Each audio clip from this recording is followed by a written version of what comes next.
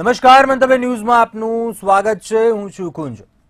અમદાવાદની ખ્યાતિ હોસ્પિટલ કાંડ પર્દાફાશ થયાને 6 દિવસ જેટલો સમય વીતી ગયો છે. આ છતાં પણ અત્યાર સુધીમાં માત્ર એક ડોક્ટર પ્રશાંત વજીરાણીની ધરપકડ થઈ છે. અન્ય મોટા માથા એવા આરોપી હજુ પણ પોલીસ પકડથી દૂર છે.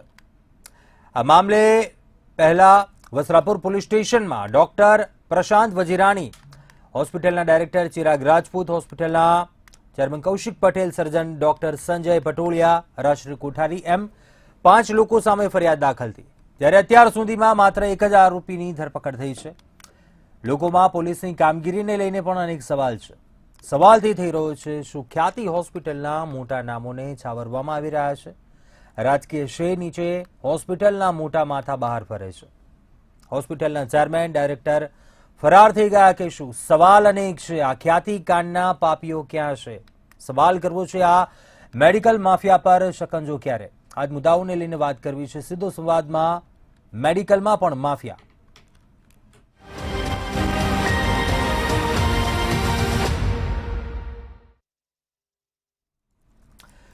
તો આજ મુદ્દે ચર્ચા કરીશું. હાલ આપણી સાથે જોડાયા છે મંતવ્ય ન્યૂઝના એસોસિએટ એડિટર પ્રફુલભાઈ ત્રિવેદી. પ્રફુલભાઈ, 6 દિવસ જેટલો સમય વીતી ગયો ખ્યાતિ હોસ્પિટલ કાંડ સામે આવ્યાને, પરંતુ અત્યાર સુધી જે કાર્યવાહી થઈ, 5 લોકોની ફરિયાદ થઈ છે, નામ છે ફરિયાદમાં, પરંતુ માત્ર એક ડોક્ટરની અટકાયત થઈ છે. આ જે કાર્યવાહી થઈ રહી છે, કઈ રીતે જુઓ છો આપ?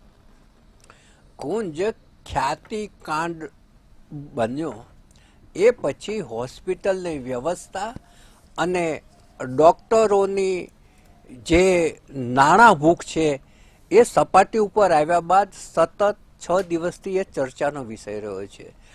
મીડિયાની અંદર, લોકમુખે, સોશિયલ મીડિયામાં બધી જ જગ્યાએ ચર્ચાનો વિષય રહ્યો છે. સોશિયલ મીડિયામાં તો જાત જાતની મજાકો ચાલે છે. એક દર્દી છે એ હોસ્પિટલમાં જાય છે એટલે હોસ્પિટલમાં ત્યાં બેઠેલા ડૉક્ટર પૂછે છે કે આયુષ્યમાન કાર્ડ છે, PM જય કાર્ડ છે? તો કે નથી. તો કે કાંઈ વાંધો નહીં, સામાન્ય મસલ્સનો દુખાવો છે, બામ લગાવજો, 2 દિવસમાં આવી જશે. આવી મજાકો ચાલી રહી છે. કોઈ એવું કહે છે કે તમને છાતીમાં દુખાવો થાય ને તો ખ્યાતિના સમાચારનું કટિંગ છાતી ઉપર મૂકજો એટલે અચાનક જ એમનામ જ બંધ થઈ જશે. એટલે ડૉક્ટરો અને હોસ્પિટલોની બહુ જ ક્રૂર રીતે મજાકો ચાલુ થઈ જાય છે. જે ક્રૂરતાથી એમણે ઓપરેશનો કર્યા હતા, જે ક્રૂરતાએ એમણે એન્જિયોપ્લાસ્ટી કરી અને સારા માણસને, ખેતીનું કામ કરતા માણસને, ઘરેથી ચાલીને આવેલા માણસને દેવલોક પહોંચાડી દીધા, ની સામે એ જે એમને ક્રૂરતા હતી, એ જ એટલી જ ક્રૂરતાથી એમની મજાકો ઉડી રહી છે. તમે જુઓ કે 6 દિવસ થયા. 6 દિવસ થયા છતાં પોલીસ જે કહે છે ને કે અમારા કાનૂનના લાંબા હાથ છે, એ લાંબા હાથ હજુ સુધી એના ડાયરેક્ટરો સુધી પહોંચી શક્યા નથી. સરકાર પોતે ફરિયાદી છે અને ગંભીર પ્રકારની કલમો લગાવવામાં આવી છે. જે ભારતીય ન્યાય સંહિતા, જે IPCના બદલે નવું નામ આવ્યું છે, એ ભારતીય ન્યાય સંહિતાના BNS, એની કલમ 105, 336, 361 એટલે અપરાધ, માનવ વધ જેવી કલમો લગાવી છે. છતાં પણ ડાયરેક્ટરો સુધી આ કાનૂનના લાંબા હાથ પહોંચી શક્યા નથી. માત્ર પ્રશાંત વજીરાણી જે ડૉક્ટર હતો એ પકડાઈ ગયો, અને એ અચાનક પકડાઈ ગયો કે એના જે મેદાનની અંદર, હોસ્પિટલના ગ્રાઉન્ડની અંદર એની કાર પાર્ક કરેલી હતી ને કાર લેવા ગયો ને પોલીસના હાથમાં ઝડપાઈ ગયો. બાકી એ તે છૂ થઈ ગયા હોત. અને અત્યારે પણ એને ત્યાં મહેમાન હોય એવી રીતે VIP ટ્રીટમેન્ટ મળે છે પોલીસ સ્ટેશનમાં, અને એ બાબત બહાર આવી ગઈ. પોલીસના ઉચ્ચ અધિકારીઓ સુધી પહોંચી એટલે ત્યાંના PSO છે લાલસંગ, એને સસ્પેન્ડ કરી નાખવામાં આવ્યા છે, અને PI ચાવડા છે એની સામે ઇન્ક્વાયરી ચાલુ થઈ છે. એટલે માત્ર એક પ્રશાંત વજીરાણી સિવાયના જે 4 મોટા માથા, તો આ પ્રશાંત વજીરાણી તો એક માછલું છે, પરંતુ જે 4 મોટા મગરમચ્છો છે, ચેરમેન કાર્તિક પટેલ જે વિદેશમાં ઓસ્ટ્રેલિયા કે ત્યાં એવા કોઈ દેશની અંદર જઈને બેસી ગયેલા છે, CEO ચિરાગ રાજપૂત એ 2 દિવસ સુધી મીડિયા સામે હસી હસીને વાતો કરતા હતા અને પોતાની હોસ્પિટલની બડાશ મારતા હતા એ ગુમ થઈ ગયા છે. ડાયરેક્ટર રાજશ્રી કોઠારી એ પણ પોલીસના હાથમાં આવતા નથી અને રાજકોટના જે હોસ્પિટલ ચલાવે છે ને અહીંયા પણ આવતા હતા એ ડૉક્ટર સંજય પટોલિયા કે મૂળ આ ખ્યાતિ હોસ્પિટલ એમણે ચાલુ કરેલી શરીરમાંથી ચરબી કાઢવા માટે જે વધારે વજન હોય એ લોકો એવા દર્દીઓનું, અને ત્યારબાદ એમને એ ના ચાલી રાજકોટમાં એમની હોસ્પિટલ એ ચાલે છે અને અહીંયા ત્યારબાદ એક કાર્તિક પટેલને આપી અને ખ્યાતિ નામ આવ્યું. એનું નામ ડાયરેક્ટર તરીકે છે એ પણ પોલીસની પકડથી દૂર છે. આ પોલીસ કેમ એના સુધી પહોંચી નથી શકતી? ખરેખર પોલીસ નથી પહોંચી શકતી કે કોઈએ એમના હાથ બાંધી દીધા છે, કોઈ રાજકારણીએ કે કોઈ ઉચ્ચ અધિકારીએ? એ પણ તપાસનો વિષય છે. બીજી તપાસોની સાથે આ એક તપાસ ઉમેરાઈ જશે.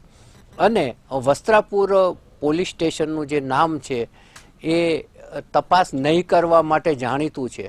2022માં જે તેલાવની એક વ્યક્તિનું મૃત્યુ થયું હતું, 3 દર્દીને લાવ્યા હતા અને આ જ રીતે એન્જિયોપ્લાસ્ટી કરીને એક વ્યક્તિનું મૃત્યુ થયું હતું, ત્યારે FIR ફાટી હતી. એની અંગે એક ડગલું પણ પોલીસ આગળ નથી ચાલી. એટલે હવે આ તપાસ એની પાસેથી લઈને ક્રાઇમ બ્રાન્ચને સોંપવામાં આવી છે. ક્રાઇમ બ્રાન્ચના અધિકારીઓએ આજે ત્યાંના જે રજિસ્ટર હતા, કોમ્પ્યુટર હતા, હાર્ડ કોપી ને સોફ્ટ કોપી, આ બધું એનું જે રેકોર્ડ હતું, દર્દીઓનું રેકોર્ડ હતું, આ બધું જ જ્યાં જ્યાં કેમ્પ કર્યા એની વિગતો હતી, કેટલા દર્દીઓ ત્યાં આવ્યા હતા એની વિગતો હતી, કેટલા દર્દીઓને એન્જિયોગ્રાફી કરી, કેટલાની એન્જિયોપ્લાસ્ટી કરી, કેટલાના મૃત્યુ પામ્યા, આ બધા જ જે દસ્તાવેજી પુરાવા છે એ આજે ક્રાઇમ બ્રાન્ચે જપ્ત કર્યા છે. હવે લોકોને એક આશા જન્મી છે કે જો ક્રાઇમ બ્રાન્ચ છે એ નિષ્ઠાપૂર્વક કામ કરશે તો ચોક્કસપણે આ જે નથી પકડાયેલા ડાયરેક્ટરો એ ચોક્કસપણે પકડાઈ જશે એવું હજી લોકોને આશા છે.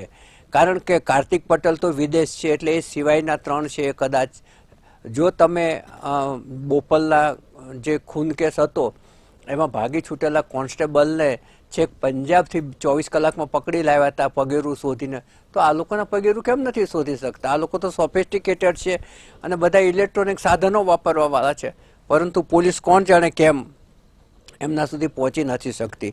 હવે જે આજે સરકારે કેટલાક પગલાં લીધા છે એમાં 7 હોસ્પિટલો છે એ બ્લેકલિસ્ટ કરી છે, જેમાં 3 અમદાવાદની છે, એક હોસ્પિટલ સુરત, વડોદરા, રાજકોટ અને ગીર સોમનાથની છે, અને 4 સ્પેશિયાલિસ્ટ ડૉક્ટરો છે એમને સસ્પેન્ડ કર્યા છે.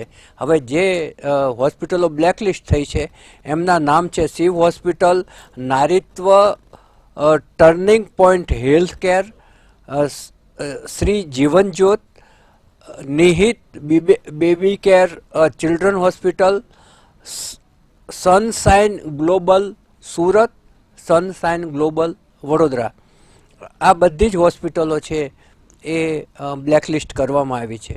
અને જે ડૉક્ટરો છે કે જેને સસ્પેન્ડ કરવામાં આવ્યા છે એમાં ડૉક્ટર પ્રશાંત વજીરાણી છે, ડૉક્ટર મિહિર શાહ છે, ડૉક્ટર કેતન કલારિયા છે અને ડૉક્ટર હિરેશ મસરૂ છે. એટલે આ બધા છે એ એમની સેવાઓથી હવે મુક્ત કરવામાં આવ્યા છે, સેવા મોકૂફ કરવામાં આવી છે એ લોકોની. હવે જે ખાતા એ પગલાં લેવાના ચાલુ કર્યા છે, પરંતુ આવી જ રીતે અગાઉ ઘણી બધી હોસ્પિટલો એ લોકોએ સીલ કરી હતી, પરંતુ સસ્પેન્ડ કરી હતી, પરંતુ 6 જ મહિનામાં પાછી ચાલુ થઈ ગઈ હતી. એટલે એ આખો જે છે એ આરોગ્ય ખાતા સામે પ્રશ્નાર્થ ચિહ્ન મુકાય છે. કારણ કે આરોગ્ય ખાતાએ છેલ્લા 2 વર્ષમાં 22 જેટલી હોસ્પિટલ સસ્પેન્ડ કરી હતી અને એક બ્લેકલિસ્ટ કરી હતી, પરંતુ ઉચ્ચ અધિકારીઓ કે રાજકારણીઓના દબાણ હેઠળ આવીને માત્ર 6 જ મહિનામાં પુનઃ અગાઉની જેમ કાર્યરત થઈ ગઈ હતી. હવે તમે જુઓ કે કેન્દ્ર સરકારે જે ગરીબ અને મધ્યમ વર્ગના લોકોને માટે જે કાર્ડ બહાર પાડ્યા છે, પ્રધાનમંત્રી જન આરોગ્ય યોજના PNJAY, આ જેને આપણે અગાઉ આયુષ્યમાન નામ હતું, આયુષ્યમાન કાર્ડ. હવે આ કાર્ડ છે ખરેખર એ લોકો માટે આશીર્વાદ સ્વરૂપ છે ને બહુ સારી સેવા છે. પરંતુ આ જે લે ભાગુ હોસ્પિટલો અને ડૉક્ટરો છે એને એમાંથી કમાણી ચાલુ કરી દીધી. ગરીબો માટે બનેલા કાર્ડમાંથી ચીટિંગ કરીને પોતે અમીર થવાના રસ્તાઓ શોધી કાઢ્યા અને એનો દુરુપયોગ ચાલુ કર્યો. જેને જરૂર નથી એને પણ એન્જિયોગ્રાફી ને એન્જિયોપ્લાસ્ટી કરવાનું ચાલુ કરી દીધું. આ સૌથી મોટું પાપ ગણાવવું જોઈએ. કારણ કે ભગવાન પછી જો બીજું લોકોને જે શ્રદ્ધા હતી શબ્દ વાપરું છું, એ ડૉક્ટરો પરત્વે હતી. એ જે વિશ્વાસ હતો, શ્રદ્ધા હતી, એનું આજે આ જે લે ભાગુ ડૉક્ટરો છે બધા એવા નથી. એના કારણે સેવાભાવી ડૉક્ટરોની સેવાને પણ ઇમેજને પણ અત્યારે ધક્કો પહોંચ્યો છે. આખા વ્યવસાયને ઇમેજને ધક્કો પહોંચ્યો છે. ખરેખર મેડિકલ કાઉન્સિલે તો આ લોકોની સામે પડવું જોઈએ. કારણ કે આખી ડૉક્ટર આલમ ભોગવાઈ રહી છે. આખી ડૉક્ટર આલમ ઉપર જોક્સ બની રહ્યા છે. એટલે આ જે ડૉક્ટરો છે એમણે જે કાંઈ કર્યું છે એને સમાજની બહુ જ મોટી કુસેવા કરી છે, એમના વ્યવસાયની કુસેવા કરી છે. આપણી સાથે નિલેશભાઈ અને નિકુલભાઈ પણ જોડાયા છે. નિલેશભાઈ, પ્રશ્ન આપને કરવો છે. 6 દિવસ વીતી ગયા, એક તબીબની ધરપકડ થઈ છે, હજુ પણ અન્ય આરોપીઓ ક્યાં છે? તપાસ કરવામાં આવી રહી છે, પરંતુ લોકોમાં ક્યાંક પ્રશ્ન થઈ રહ્યો છે, શું ઢીલી નીતિ છે? આટલો સમય કેમ લાગી રહ્યો છે? જી કુંજભાઈ, નમસ્કાર. 100% આપની વાત સાચી છે કે લોકોને શંકા થતી હોય કે ભાઈ આવી ઘટના બને અને સરકાર પણ આહત છે, સરકારની યોજનાને પણ આ ઠેસ લાગી છે અને લોકો વચ્ચે એક જાતનો એક પ્રભાવ ખોટો જઈ રહ્યો છે. તો સરકારે જે ત્વરિત પગલા લેવાના હોય એ લીધા છે કે જે રીતે વજીરાનીને ધરપકડ કરી, જે રીતે એમ્પેલન જે હોસ્પિટલ હતી અને બાકીના ચારનું શું? એના જે ડોક્ટરો હતા એ ડોક્ટરો ઉપર પણ તપાસના આદેશ આપ્યા છે. જે કલમો લગાવી હતી એ પ્રભુલભાઈએ જે કહી એ પ્રમાણે. નિલેશભાઈ, બાકીના 4 પકડથી કેમ દૂર છે? 4 ડાયરેક્ટરો કેમ પકડથી દૂર છે હજુ? જી ચોક્કસથી નહીં. પોલીસ વિભાગે મુખ્યમંત્રીશ્રીના માર્ગદર્શન હેઠળ ગૃહમંત્રી હર્ષ સંઘવીજીએ વચન આપેલું છે કે બધા જ દોષિતો જેટલા બી આની પાછળ હશે એ બધાને શિક્ષાત્મક રીતે એ દંડની જોગવાઈ થશે અને એ કોર્ટ કચેરી પ્રમાણે એ વિભાગ એની તપાસ કરશે. અને હાલ જે વિભાગ જે તપાસ દરમિયાન જે વસ્તુ આવી કે એક સાથે 19 જણાને કેમના લાયા, 19 માંથી 7 એન્જિયોપ્લાસ્ટિક કેમની થઈ, એમાં આ લોકોને કઈ રીતનું ચાલતું હતું, કઈ રીતની આ લોકોને તાત્કાલિક ગ્રાન્ટ મળી ગઈ. કારણ કે 24 કલાક ઉપર હોય તો એ આયુષ્માન જે પીએમજય વય વંદના છે એમાં આ લોકોને કઈ રીતની ડાયરેક્ટ એક્સેસ મળી છે કે નથી મળી, એ બધું જ તપાસના અંતે આવશે. પણ ચોક્કસથી હું આપને કહીશ કે જે ગઈકાલે જે ગૃહ વિભાગે મુખ્યમંત્રી શ્રીના આદેશ પ્રમાણે જે કામ લીધા છે કે જે અમદાવાદના 2 પીઆઈ એક સાથે કમિશનર દ્વારા એમને સસ્પેન્ડ કરવામાં આવ્યા. જે રીતે જ્યાં જે જગ્યાએ તપાસના જે અંશ મળે છે કે ભાઈ અહીંયા આ શંકા છે, અહીંયા આ કામગીરી એ છે. ગઈકાલે આપણે જોયું હતું સુરતનો એક કિસ્સો આવ્યો કે જે હોસ્પિટલ જેમાં એમની જે પણ પ્રોસેસ હોય પણ જેવી ફાયર વિભાગની ત્યાં ટીમ ગઈ, એનઓસી તપાસવા ગયા અને એનઓસી મળી જ નહીં. એમને ત્યાં શંકા ગઈ અને તાત્કાલિક એમને આગળ જાણ કરી અને આરોગ્ય વિભાગે ત્યાં સીલ મારી દીધું. જે ઉદઘાટનના દિવસે જ હતું પણ એ સરકારના જે અધિકારીઓ હતા એ ચોકસાઈ પૂર્વક એમને ધ્યાન આપ્યું કે ભાઈ આ એનઓસી લેવાની છે. આ તે ગઈકાલે મીડિયામાં પણ આવ્યું. એટલે સરકારને જ્યાં ધ્યાન આવે છે, જે તપાસમાં આગળ આવે છે, તપાસના પગલા લે છે. આપણને શંકા જાય કે આવા ભૂતકાળમાં આવા કેટલાય કેસ બનેલા છે પણ સરકાર કોઈને માનવીય રીતે કે કોઈ વ્યક્તિ વિશેષને કે કોઈને બચાવવા નથી માંગતી. જે પણ તપાસના છે આપણે જોયું છે કે આ વખતે 23 થી માંડીને 24 ને આપણે 25માં હવે આવીશું. આ 2 વર્ષમાં જે ઘટનાઓ ના બનવી જોઈએ એ અકાળે બની છે. કોઈ માનવના એની ત્રુટિના લીધે બની છે. તો સરકારે સહેજ પણ આમાં ક્યાંય કોઈ જગ્યાએ પીછેહટ નથી કરી. સરકારે કોઈ પણ મોટો માણસ જી નિલેશભાઈ, નિકુલભાઈના મત સાંભળી લે. નિકુલભાઈ, નિલેશભાઈનું કહેવું છે સરકારે ક્યાંય પીછેહટ નથી કરી, કામગીરી થઈ છે, ક્યાંક ખામી હોય દેખાય છે, કામગીરી કરી છે, તમામ ઘટનાઓની એવી વાત કરી એમણે. પરંતુ અત્યારે આ જે ઘટના ઉપર વાત કરીએ છીએ આપણે હોસ્પિટલોની, જે ક્યાંક આ નીતિ રહી છે યોજનાના નામે આ વિભાગુ તબીબો કહીએ આપણે, જે ચાલી રહ્યું છે, જે હાલ તપાસ ચાલી રહી છે, કઈ રીતે જુઓ છો આપ?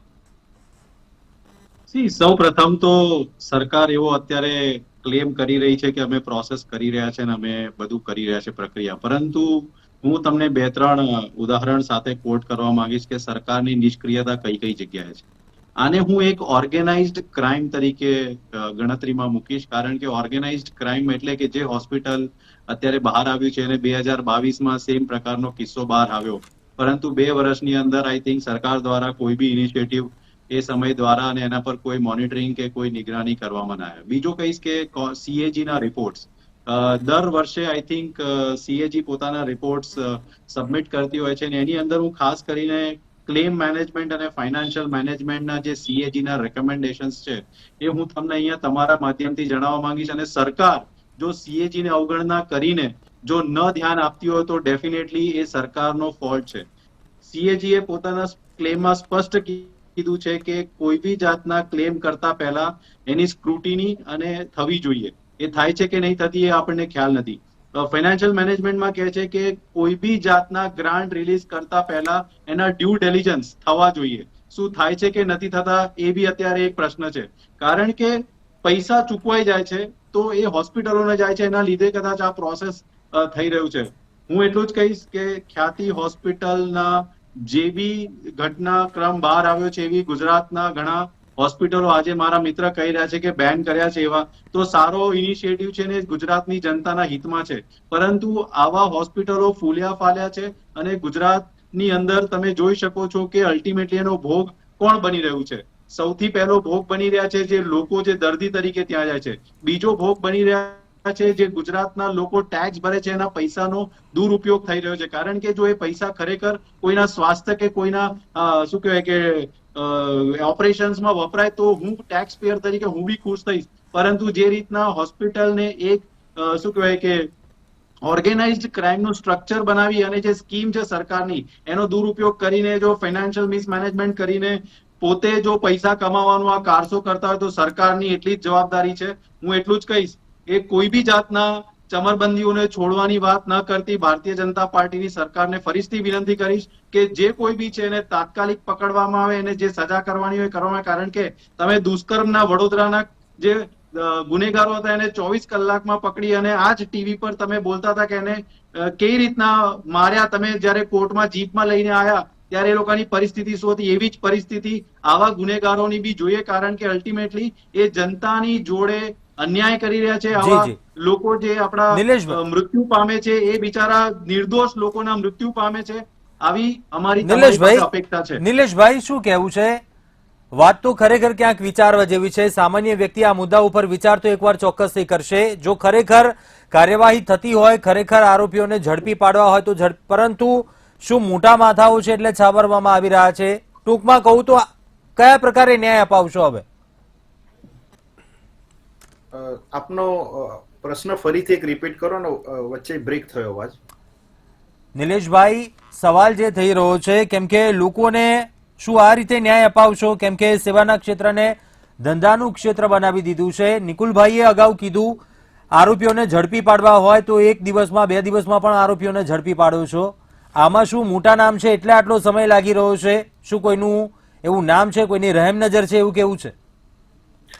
નહીં, જુઓ, બહુ જ એનું એક ઉત્તમ ઉદાહરણ નિકુલભાઈ, મારા મિત્ર જ કોંગ્રેસના પ્રવક્તા, એમને ઉત્તમ ઉદાહરણ આપ્યું કે બરોડામાં જે ઘટના થઈ એમાં 24 કલાકમાં એ આરોપીઓને પકડી લીધા અને જે એમની રિમાન્ડ લેવાના હોય એ જ હું કહી છું કે આ સરકાર છે, આ જ ગૃહમંત્રી છે અને આ જ મૃદુ અને મક્કમ મુખ્યમંત્રી છે.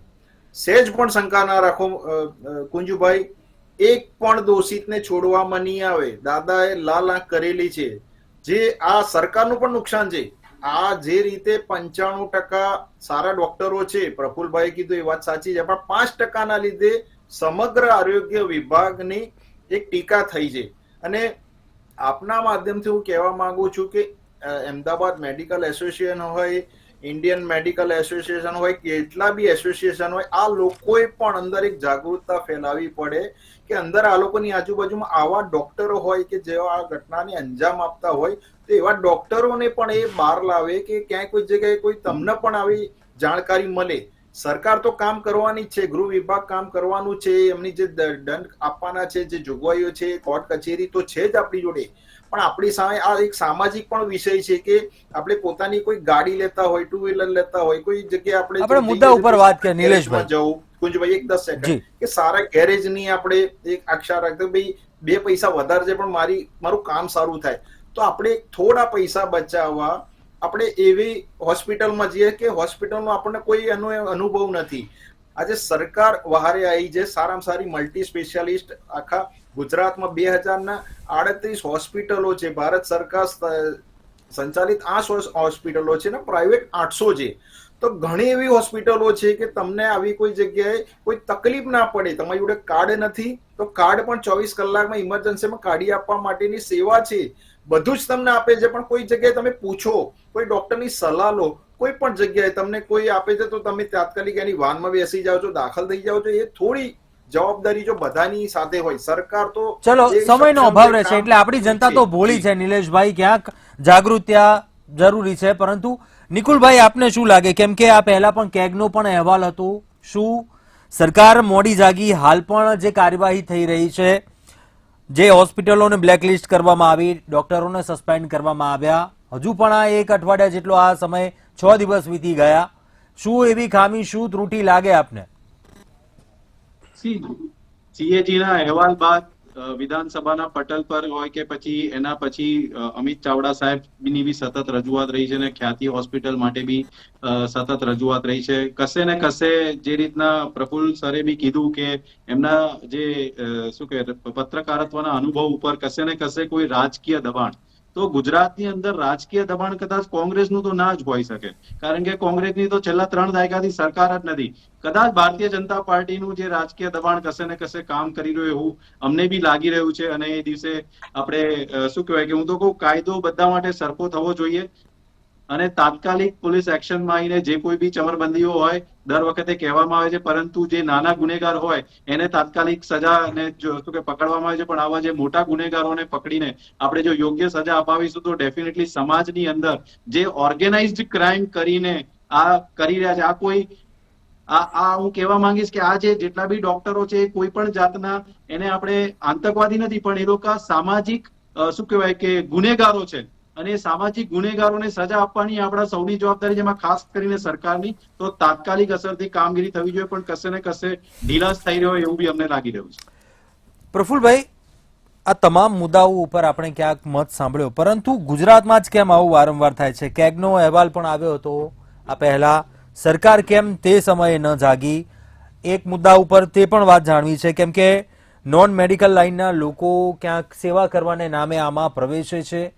શું એવું કારણ આપના અનુભવને આધારે એવું લાગી રહ્યું છે? શું એવી ખામી લાગી રહી છે તેને કારણે આ પ્રકારના બનાવ ગુજરાતમાં વારંવાર બની રહ્યા છે અને ક્યાંક મોડું પણ થઈ રહ્યું છે, ઢીલી નીતિ પણ ક્યાંક એવી જોવા મળી રહી છે? કુંજ, તારા પ્રશ્નમાં 2 પ્રશ્નો સમાયેલા છે. એક પ્રશ્ન એ છે કે કેગના અહેવાલને ગંભીરતાથી કેમ ના લીધો, અને બીજો પ્રશ્ન તારો એ છે કે આમાં જે ડૉક્ટર નથી એવા લોકોને પડવાની ઈચ્છા શા માટે થાય છે? હવે કેગનો અહેવાલ છે, કેગના અહેવાલમાં બહુ ગંભીર પ્રકારના આંકડાઓ આવ્યા હતા કે 13,860 એવા દર્દીઓ હતા કે એક જ સમયે 2 હોસ્પિટલમાં દાખલ હતા. એક સમયે 2 હોસ્પિટલમાં કઈ રીતે દાખલ હોઈ શકે? આ કેમ સરકારે એ વખતે ગંભીરતા થઈને હતી? 47 એવા દર્દીઓ મળી આવ્યા છે કે જેનું મૃત્યુ થઈ ગયા પછી પણ એની સારવાર ચાલુ રાખી હતી, પોતાના પૈસાનું મીટર ચાલુ રહે એટલા માટે. આ કેટલી ગંભીર બાબત છે. ત્રીજી બાબત કેગમાં એ નોંધાય છે કે જે હોસ્પિટલની અંદર 55 બેડ હોય ત્યાં 240 દાખલ થયેલા હોય, તો પછી આ ગેરરીતિ કેમ ધ્યાને ના આવી? હવે આ સવાલ આપણે નિકુલભાઈને પણ પૂછવો જોઈએ કે ભાઈ ચલો સરકાર છે, સરકાર તો ક્યાંકના અહેવાલને ધ્યાને ન લે કેમ કે એમની ખામીઓ કાઢી છે, પણ વિરોધ પક્ષ કેમ એના પર મૌન રહ્યો હતો? વિરોધ પક્ષ શા માટે એનો અભ્યાસ નહોતો કર્યો? કેગનો અહેવાલ વિરોધ પક્ષને જ અભ્યાસ કરવો જોઈએ. તમે જો મનમોહન સિંહની વખતે કેગના અહેવાલ ઉપર જ મનમોહનની સરકાર ગઈ હતી, તો કેગને શા માટે વિરોધ પક્ષ ગંભીરતાથી નથી લેતો? બીજી વાત એ છે કે નિલેશભાઈએ જે વાત કરી સુરતની હોસ્પિટલની, માત્ર ફાયર સેફટીના કારણે સીલ નહોતી થઈ. એ જે આજે મીડિયામાં અહેવાલો આવ્યા છે એ પ્રમાણે 2 ડૉક્ટરો બોગસ હતા અને મલ્ટી સ્પેશિયાલિટી હોસ્પિટલની અંદર 2 એટલે બોગસ ડૉક્ટરો અને બોગસ હોસ્પિટલ, આવું એક છાપ ગઈ હતી. ત્રીજું એનો એક સંચાલક છે, એના પર દારૂના 3 કેસ થયેલા હતા. ત્રીજી વાત એ છે કે એણે નિમંત્રણ કાર્ડની અંદર મ્યુનિસિપલ કમિશનર IASનું નામ છાપેલું હતું, IPS પોલીસ કમિશનરનું નામ છાપેલું હતું, અને એ લોકોએ એમ કહ્યું કે અમે મંજૂરી નથી આપીને નામ કેમ છાપ્યા? આ બધો જે વિવાદ થયો એને કારણે એ સીલ કરવામાં આવી છે. સીલ કરી એ બહુ સારી વાત છે. અને બીજો તમારો જે પ્રશ્ન છે કે જે ડૉક્ટર નથી આ ધંધામાં કેમ પડે છે, અત્યારે 2 વ્યવસાય એવા છે કે જ્યાં લોકો મન મૂકીને પૈસા ખર્ચે છે. એ બે ક્ષેત્રો છે, એક શિક્ષણ અને આરોગ્ય. આજે કોઈ ગરીબ માણસ હશે ને તો એ દેવું કરીને છોકરાને સારું શિક્ષણ આપવા માટે પ્રયત્ન કરશે, અને કોઈના ઘરમાં કોઈ બીમાર હશે તો સારી સારવાર આપવા માટે એ એકાદ વીઘો ખેતર વેચી પણ દેશે. એટલે આ 2 વ્યવસાય એવા છે કે જ્યાં લોકો મન મૂકીને પૈસા ખર્ચે છે, અને આ ખ્યાતિના સંચાલક છે ને કાર્તિકભાઈ પટેલ 2 વ્યવસાયમાં પડ્યા છે. આ ખ્યાતિ કોલેજે છે અને ખ્યાતિ યુનિવર્સિટી છે અને ખ્યાતિ હોસ્પિટલે છે, કારણ કે આ 2 વ્યવસાયમાં અત્યારે પૈસાની ધૂમ છે. અને ત્રીજી વસ્તુ એ છે કે સરકારે આમાં મજબૂતાઈથી ધ્યાન રાખવાની જરૂર છે. અને બીજું જે મનોવૃત્તિ બદલાઈ છે ડૉક્ટરની, એના મૂળમાં મોંઘું શિક્ષણ છે. આજે કોઈ પણ યંગ છોકરો જ્યારે ડૉક્ટર થાય ત્યારે એના 5 થી 6 કરોડ રૂપિયા ખર્ચાય છે. ત્યારબાદ એ મોટી જગ્યા લે છે, ત્યારબાદ ત્યાં એ મોંઘા ઇન્સ્ટ્રુમેન્ટ લાવે છે. હવે એ જે પૈસા ખર્ચ્યા ને એ ઝડપથી વસૂલ કરવા માટે ખોટા રસ્તાઓ અપનાવે છે.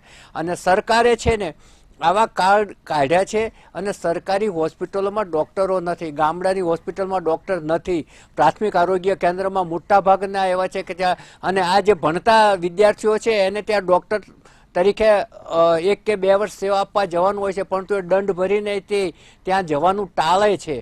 એટલે સરકારને પણ ખબર છે કે બધી સેવા એની નથી પહોંચાડી શકતા, એટલા માટે એવા કાર્ડ કાઢ્યા કે જે કાર્ડને મદદથી ગરીબ દર્દી છે એ ખાનગી હોસ્પિટલમાં સારવાર લઈ લે. પરંતુ ખાનગી હોસ્પિટલોએ એ જે કાર્ડ છે એ કાર્ડ ગરીબ લોકોના કાર્ડમાંથી ધનિક થવા માટેના રસ્તાઓ શોધી કાઢ્યા. અને આ તો સરકારની યોજના સાથેનું ચીટિંગ કહેવાય. સરકારે આ બાબતને અત્યંત ગંભીરતાથી લીધી છે અને લેવી પણ જોઈએ, કારણ કે જે પ્રધાનમંત્રીનું આ એક ડ્રીમ પ્રોજેક્ટ છે, એ ડ્રીમ પ્રોજેક્ટ ઊંધો વળી જાય, એનો દુરુપયોગ થાય અને એના જે ઇમેજ છે એના છોતરા ઉડી જાય, એવી જે કાર્યવાહી હોસ્પિટલો કરી રહી છે એની સામે સરકારે ચોક્કસપણે કડક થઈ અને પગલાં લેવા જોઈએ. હવે ત્રીજી વાત રહી, તમારો સવાલનો ત્રીજો ભાગ હતો કે પહોંચી કેમ નથી શકતા આ લોકો સામે. એ સવાલ છે એ લો એન્ડ ઓર્ડરનો છે, એ પોલીસ તંત્રનો છે. અને વસ્ત્રાપુર પોલીસ છે એ સમયસર કામ નથી કરતી. એ 2022માં સાબિત થઈ ગયું કે તેલાવના ફરિયાદ હતી, એમાં એક ડગલું આગળ નથી વધ્યા. એટલે અંતે હવે જે ગૃહ ખાતું છે એને પણ એમ થયું કે વસ્ત્રાપુર પોલીસ સ્ટેશન આમાં કંઈ પહોંચી વળે એવું બહુ લાગતું નથી, એટલા માટે ક્રાઇમને તપાસ સોંપી છે. અને ક્રાઇમને તપાસ સોંપ્યા બાદ એટલું તો છે કે કદાચ એ લોકો છે અમે ઝડપથી આમાં જે આરોપીઓ છે એને પકડી અને કોર્ટ સામે હાજર કરશે. એને સજા થશે કે નહીં થાય એ તો આગળની વસ્તુ છે, પણ કમસે કમ એને કોર્ટ સામે હાજર તો કરવા પડશે. અને આવી જેટલી હોસ્પિટલો છે એ આરોગ્ય ખાતું જાણે છે. કેમ કે આરોગ્ય ખાતાના અધિકારીઓમાં ભળેલા ના હોય તો 2 કલાકમાં ક્લેમ પાસ થઈને પૈસા કપાઈ ગયા છે એવું દર્દીના મોબાઈલમાં મેસેજ ના આવી જાય. એટલે એ અધિકારીઓ સામે પણ પગલાં લેવા જોઈએ. માત્ર હોસ્પિટલ્સ માટે શા માટે?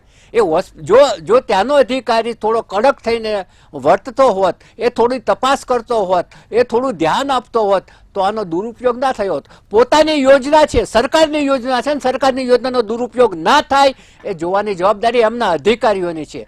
હવે એમ કહે છે કે હવે દુરુપયોગ થયો એટલે હવે આપણે એસઓપી રચવા બેસો. એટલે ભાઈ એસઓપી શેની હોય? તમે જ્યારે યોજના ઘડો છો ત્યારે એના નિયમ પેટા નિયમ તો હોય જ છે. એટલે આ બધાય છે ને જે નાટકો છે એ બંધ કરી અને તપાસ કડક બનાવી અને આ જે ખોટું થઈ રહ્યું છે એ બાબતને નશ્યત કરવી જોઈએ. અને એ જ ગુજરાતની જે સુશિક્ષિત ગુજરાતની ઇમેજ છે એ તો જ જળવાઈ રહેશે. ચોક્કસથી સમયનો અભાવ છે. પ્રફુલભાઈ, નિલેશભાઈ અને નિકુલભાઈ, આપ તમામ ચર્ચામાં જોડાયા, આભાર આપનો. આખરે અંતમાં કહેવાનું એટલું થાય, ક્યાંક જે સરકારી યોજના સામાન્ય લોકો સુધી લાભ પહોંચાડવાની વાત છે, ખૂબ જ સારી વાત છે, પરંતુ ક્યાંક જે લેભાગુ તત્વો જે ક્યાંક શોર્ટકટથી, મિલીભગતથી ક્યાંક જે ઉપયોગ કરી રહ્યા છે, ખામી છે, ક્યાંક અધિકારીઓની એવી સંડોવણી છે, ત્યાં ક્યાંક પગલાં લેવાની હજુ પણ જરૂર છે. ક્યાંક ત્રુટિ હજુ પણ ત્યાં છે. આ મેડિકલ માફિયા છે, તેમના ઉપર પણ સકંજો ક્યારે કસાય છે તે જોવાનું બની રહેશે. અત્યારે સીધું સંવાદમાં બસ આટલું. વધુ સમાચાર માટે આપ જોતા રહો મંતવ્ય ન્યૂઝ. નમસ્કાર.